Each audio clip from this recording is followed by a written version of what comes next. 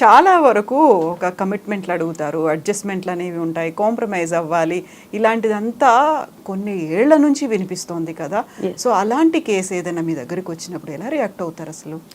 అమ్మా నేను ఒక్కటి చెప్తాను, నాట్ ఓన్లీ సినీ ఇండస్ట్రీ, ఈ జర్నలిస్టుల్లో లేదా, మొన్నటికి మొన్న ఒక పాప మనం కలకత్తాలో డాక్టర్ చూడలేదా, అది తెలిసి భయంకరంగా అమ్మాయిది చిత్రీకరించారు కాబట్టి, కానీ లోపల అలా సఫర్ అవుతున్న ఆడవాళ్ళు ఎంతమంది ఉన్నారండి. లైక్ ఇప్పుడు స్పిరిచువల్కి సంబంధించి చూద్దాం, ఆశ్రమాలు కానీ చర్చెస్ కానీ, అక్కడ ఆడదానికి ప్రాబ్లం లేదా?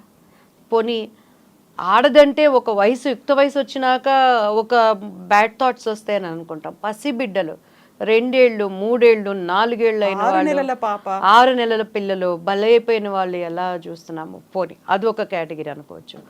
పెళ్ళైన వాళ్ళ మధ్య ఎలాంటి అనుబంధాలు మనం ఈరోజు సోషల్ మీడియా ద్వారా వింటున్నాం, చూస్తున్నాం.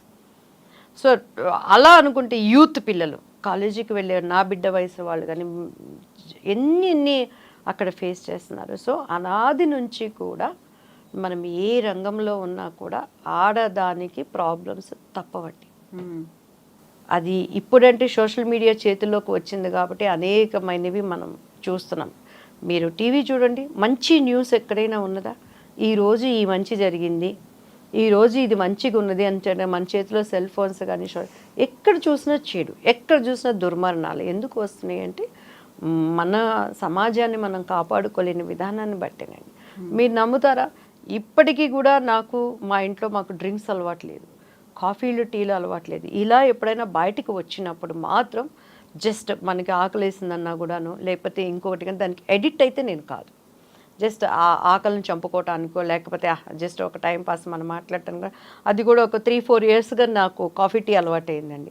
ఇప్పటికీ కూడా మీకు కావాలంటే స్టిల్ నేను ఇప్పుడు సెల్ ఫోన్ ఆన్ చేసి మా మమ్మీతో మాట్లాడతాను. మమ్మీ ఏం చేస్తున్నావు అమ్మ, బాగున్నావు అంటే బాగున్నాను తల్లి, ఏం చేస్తుంటే ఊరికే తమాషకి ఇప్పుడైనా మాకు కాఫీ తాగుతున్నావు అంటే అబ్బేచి కాఫీ తాగుతున్నావా, వద్దమ్మా అది గ్లామర్ పోతుంది, కాఫీలు తాగితే కళ్ళ కింద నల్లగా అయిపోతుంది, లేదమ్మా కాఫీలు కూడా తాగమని డాక్టర్స్ చెప్తున్నారు, హార్ట్కి మంచిదమ్మా అని చెప్తే వద్దమ్మా పలసగా మజ్జిగ చేసుకొని తాగు.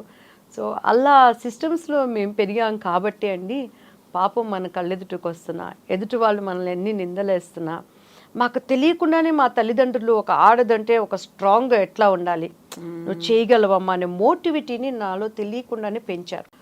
సిచ్యువేషన్స్ ఎట్లా ఉన్నా కూడా మనం ఎదుర్కోగలం. మన బిడ్డలకు అది నేర్పించాలండి.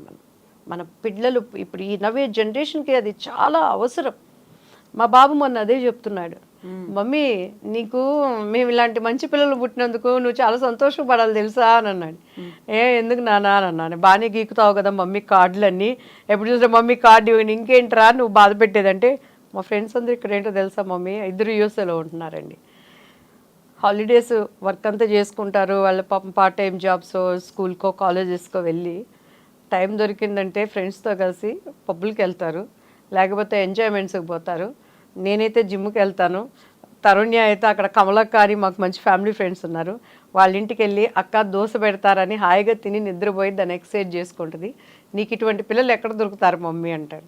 నేను చెప్తాను, నిన్ను ఆ ట్రాక్లోకి తీసుకెళ్ళటానికి మమ్మీ ఎలా కష్టపడిందో నీకు తెలుసా, మమ్మీ నీకు ఏమేం చెప్పిందో నీకు తెలుసా అన్నప్పుడు ఓకేలే మమ్మీ, అదే ఓకేలే. సో మన పిల్లలకి ఇప్పుడు ఇంతకుముందు అందరూ అనుకునేవాళ్ళు ఆడవాళ్ళనంటే అన్నీ నేర్పించాలి, పద్ధతి సైమల్టేనియస్గా మగపిల్లడికి కూడా నేర్పించాలి. చిన్నప్పటి నుంచే ప్రతి తల్లి కానీ చెల్లెనా అక్కైనా పరస్థితిని మనం చూస్తున్నప్పుడు వాళ్ళతో ఎటువంటి భావనలు కలిగి ఉండాలి అనేది మనం వాళ్ళకి రంగరించిపోయాల్సిన నెసెసిటీ మనకుంది నవే డేస్. ఆడవాళ్ళ పరిస్థితి చూస్తుంటే అలానే ఆడవాళ్ళు కూడా మన పద్ధతులు ఏంటి, మనము ఎక్కడున్నా కూడా మనకేం పెద్ద పోస్టుల్లో ఉంటేనా అండి, లేకపోతే మనం బ్రతకలేమా, నారుబోసిన వాడి నీరు పోయడా, మనల్ని పుట్టించిన దేవుడు కొంతలోనైనా మనకి ఆయన ప్రొవైడ్ చేయగలిగిన వాడు కదా. సో అటువంటివి పిల్లలకి నేర్పించాల్సిన అవసరం ఉంది. మరి ముఖ్యంగా ఈ డ్రగ్స్ ఇవి చూస్తున్నప్పుడు చాలా చాలా భయం వేస్తుంది, బాధేస్తుంది. అండ్ మనం ఎంత సంపాదించుకుంటే ఏముందమ్మా, ఇప్పుడు పెద్ద పెద్ద కుటుంబాలలో రాజకీయ నాయకులు కానీ, ఇటు సినీ రంగం కానీ, వ్యాపారస్తుల్లో కానీ వాళ్ళ బిడ్డలు డ్రగ్స్కి అలవాటు అయిపోయి బయటికి చెప్పుకోలేక పరువు మర్యాదలకు మళ్ళీ కవర్ చేసుకుంటూ వాళ్ళకున్న అధికారాన్ని బట్టి డబ్బులను బట్టి చూస్తుంటే దేవుడికి దండం పెట్టి ఇంకేం అడగక్కర్లేదయ్యా, మేము ఈ భూమి మీద ఉన్నంత కాలం మాకు నా పిల్లలు ఇలా వెళ్ళటానికి సహాయం చేయని కోరుకోవటం తప్పించి ఇంకేం అడగక్కర్లేదు. సో అట్లా నిజంగా ప్రతి పేరెంట్ ఇప్పుడు కోరుకుంటున్నది అదే కదా, కేవలం ఆడపిల్లల్ని ఎంత జాగ్రత్తగా పెంచుకుంటున్నామో ఆ మగపిల్లలకు కూడా అంత స్థాయిలో బుద్ధి చెప్పాల్సిన నేర్పించాలి వాళ్ళు, అంతే నేర్పించాలి అనేది. ఎందుకంటే వాళ్ళకి మన జనరేషన్లో సెల్ ఫోన్స్ మనకు తెలియదండి, మన పిల్లలు ఏం చేస్తున్నారో మనకు తెలియదు. మేము ఇప్పుడు షూటింగ్లో ఉన్నా కూడా మా అమ్మగారు అసలు టైంకి నిద్రపోవాలి, నిద్రసరికి వాణి తల్లి కళ్ళు మూసుకుని నిద్ర రావట్లేదమ్మా అంటే కౌంట్ చేసుకో 1 2 3 4 ఒక 100 500 చదివేసరికి నాకు తెలియకుండా నిద్రపోయేదాన్ని. దీంట్లో పెరిగా. ఇప్పుడు మన పిల్లలు 24 hours సెల్ ఫోన్స్ చేతిలో ఉంటాయి, ఏది కావాలన్నా చూస్తానికి అక్కడ అవకాశం ఉంది. సో మన యూఎస్ఏ కంట్రీలో చూస్తే చిన్న పిల్లలకు కూడానండి ఇలా పెట్టుకొని నొక్కుంటా ఉంటారు, తల్లి తెచ్చి పెడతా వింటే ఇక దే జీవితం అయిపోయింది. సో ఈరోజు ఇది నా దగ్గర ఉన్నా కూడా మనం ఒంటరిగా ఉన్నప్పుడు ఏమై ఉన్నామో అది మన రియల్ క్యారెక్టర్, అది మన నిజస్వరూపం. నువ్వేం చూస్తున్నావు, నువ్వేం చేస్తున్నావు, మమ్మీ నీకు ఉండక్కర్లా, డాడీ నీకు ఉండక్కర్లా, నువ్వు ఎంతవరకు దీన్ని ఉపయోగిస్తున్నావని, దీనిలో ఉన్న ఉపయోగాలను ఎలా ఉపయోగించుకోవాలో చెప్తున్నప్పుడు ఇంకొక 10 జనరేషన్లైనా మాకు 2 జనరేషన్లైనా మన పిల్లలు మంచిగా ఉంటారు.